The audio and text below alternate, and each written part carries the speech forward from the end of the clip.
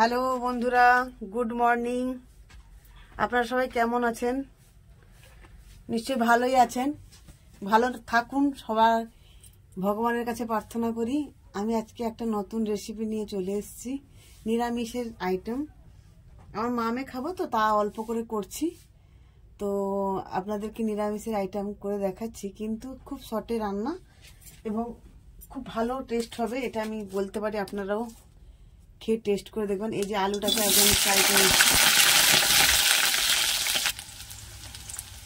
খেসারির ডাল ভিজিয়েছিলাম, ভিজিয়ে বেটে রেখেছি। এই যে বাঁধাকপি হালকা ভাপিয়ে নিয়েছি,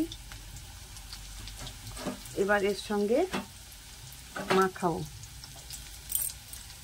আলুটা ভাজতে ভাজতে এটা মাখিয়ে নিচ্ছি, একটু নুন দিচ্ছি, একটু হলুদ দিচ্ছি, একটু গোটা জিরা দিচ্ছি, এটা মাখিয়ে নিচ্ছি। আলুটা ততক্ষণে ফ্রাই হয়ে যাবে। আজ প্রথম মোবাইল স্ট্যান্ডটা এনে কাজ শুরু করেছি, তবে আমি তো কিছু জানি না, মেয়ে করে দিয়েছে। এবার ভিডিওটা কি করে হচ্ছে না হচ্ছে সেটা আমি বলতে পারবো না, সেটা আপনারা কমেন্ট করে জানাবেন। ভিডিওটা ঠিক করে হলো না ভুল হলো সেটা আপনারা অবশ্যই জানাবেন।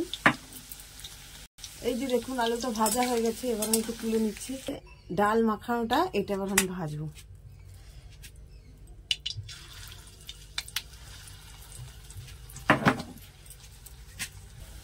আজ শনিবার, নিরামিষ তো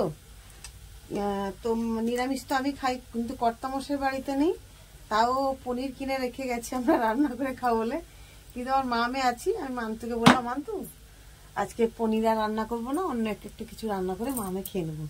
তাই একটা নতুন আইটেম বানাচ্ছি, আপনারাও একটু দেখে নিন। এটা সিম্পল, কোনো বেশি মশলা লাগবে না, সুন্দর রান্না করে আপনারা টেস্ট করতেই পারেন। এই যে দেখুন বড়াগুলো বেশ লাল করে ভেজে দিচ্ছি। যে তেল দিলাম একটু,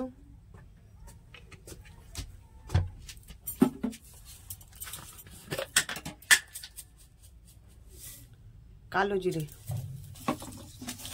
তেজপাতা, টমেটো।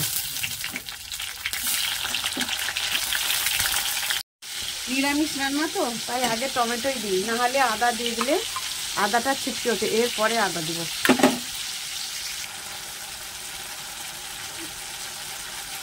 লঙ্কা গুঁড়ো দিচ্ছি, হলুদ গুঁড়ো দিচ্ছি। মশলাটাকে ভালো করে গ্রেভি করার জন্য একটু জল দিলাম। বলো, দেখুন মশলায় তেল ছেড়ে গেছে, তার মানে মশলাটা হয়ে গেছে। এবার আমি আলু দিচ্ছি।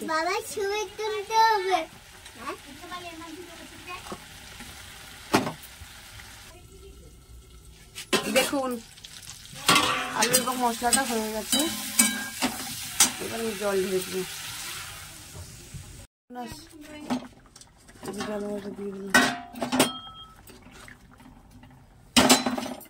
আমুল দুধ ফিটে রেখেছিলাম, দিয়ে দিলাম।